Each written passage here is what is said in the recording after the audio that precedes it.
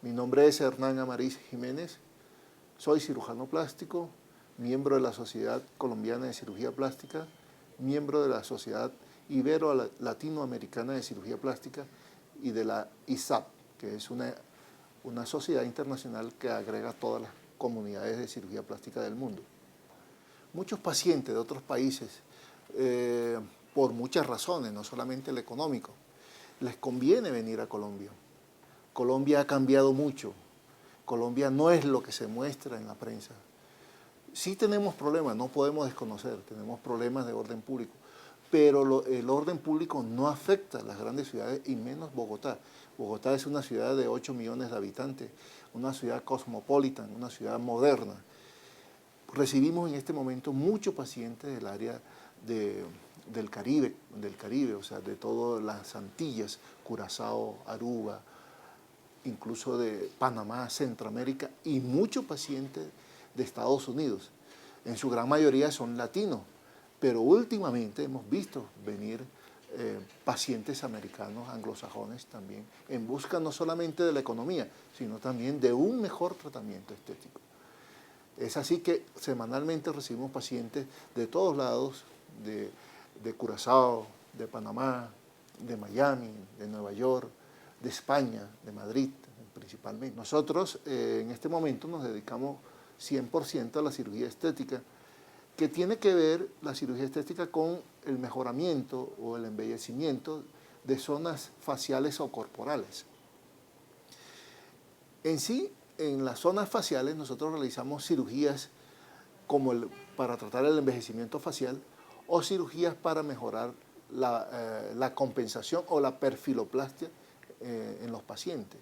¿Qué es la perfiloplastia? La perfiloplastia es la compensación que debe existir entre las zonas malares, el mentón y la nariz y la glabela. Son todos puntos de referencia en la cara.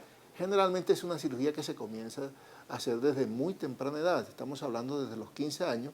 Un paciente se puede someter a una cirugía de mentón o de nariz. No así para otras cirugías que sí esperamos que tenga la mayoría de edad, ya sea los 18 o 20 años, o cirugías corporales que suceden después de los embarazos. Con respecto al envejecimiento facial o ptosis cervicofacial, como se conoce científicamente, esta cirugía lo que consigue es restaurar todos los elementos que por efecto de la gravedad y de los años han perdido su posición. ¿Y cuáles son estos elementos? Unos son los elementos profundos, como son los músculos, y otros es el elemento de la piel que ha perdido elasticidad y se ha elongado. Entonces, a través de incisiones que quedan semiocultas, nosotros retiramos, primero abrimos y reposicionamos los músculos y luego retiramos ese exceso de piel. En esa misma cirugía también se corrigen las bolsas palpebrales, muy común tanto en hombres como en mujeres. Y otro aspecto que también se puede corregir en la cirugía del envejecimiento facial es el envejecimiento de la nariz. La nariz con los años pierde elasticidad, se vuelve más grande, la punta se cae y la piel se va engrosando. Todos estos cambios se pueden restituir a un punto, ya sea para mejorarlo estéticamente, o sea, desde el punto de vista de belleza, o para restituirlo a un punto que sea inadvertido, o sea, que solamente sea un cambio mínimo. En las cirugías corporales, la cirugía más común que nosotros realizamos es la lipoescultura. ¿Por qué lipoescultura? La lipoescultura es un término que resume prácticamente lo que se hace en esta cirugía, que es remodelar el cuerpo humano a través de retirar grasa de unos sitios y colocarlas en otros. Concomitantemente con esta cirugía también se hace la dermolipectomía, que es retirar el excedente de piel que hay en el abdomen, producto de embarazos muy grandes que han dejado estrías, que han dejado flacidez, o en pacientes con sobrepeso que han disminuido de peso y empieza a sobrarle esta piel. Tenemos que tener en cuenta que la pared abdominal también sufre cambios. La pared abdominal, los músculos del abdomen se vuelven flácidos y se separan, o sea, eso se llama diastasis.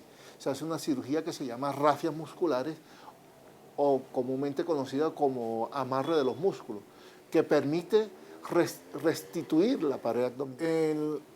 En las mamas se puede hacer tanto aumento de las mamas a través de la inclusión de una prótesis. Nosotros en Colombia utilizamos prótesis de siliconas, muy pocas veces utilizamos prótesis de suero fisiológico. Estamos convencidos, como están convencidos también la comunidad europea, que la silicona no produce ningún cambio de los que fue atacado, o sea, no produce cáncer, no produce cambios de enfermedades inmunológicas. Pero sí tiene la ventaja la silicona de producir un efecto o un resultado natural en las mamas.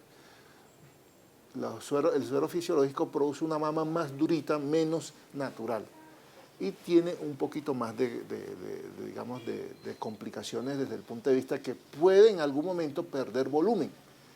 La silicona no tiene esos cambios con el tiempo, de producirse el cambio de volumen.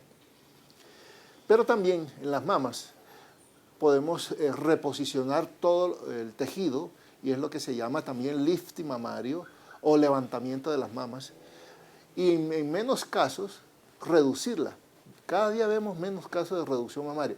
Tal vez es porque se acepta más la mujer con busto grande, o tal vez que las nuevas generaciones tienen bustos más pequeños. Como todas las cirugías, o la cirugía estética como toda cirugía, tiene también sus riesgos.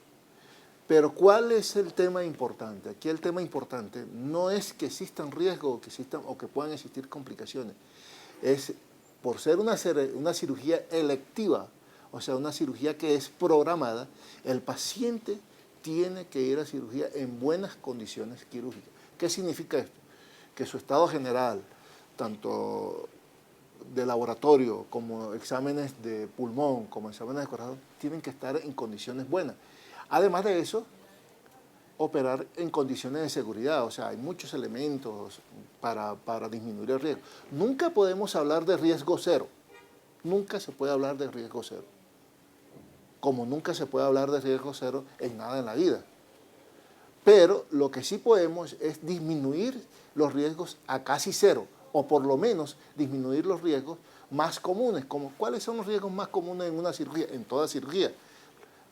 Pero en cirugía estética es mucho más llamativo porque es un paciente que está sano y supuestamente a los 8 o 10 días tiene que seguir sano. Solamente se le permiten esos 8 días de convalecencia. Entonces, el riesgo más común es que se presente un hematoma o una hemorragia o que se presente una infección. Esos serían los riesgos más comunes. Pero para eso existen dinámicas de trabajo y exámenes previos que nos permiten conseguirle una solución rápida y oportuna a estas complicaciones. Bogotá es una ciudad moderna, Bogotá es una ciudad que ofrece mucho, además de todo esto que nosotros en buenas manos podemos brindarle, también ofrece algo nuevo para conocer. Bogotá es linda, Bogotá es segura, su índice de seguridad es igual como una ciudad de Estados Unidos o de Europa.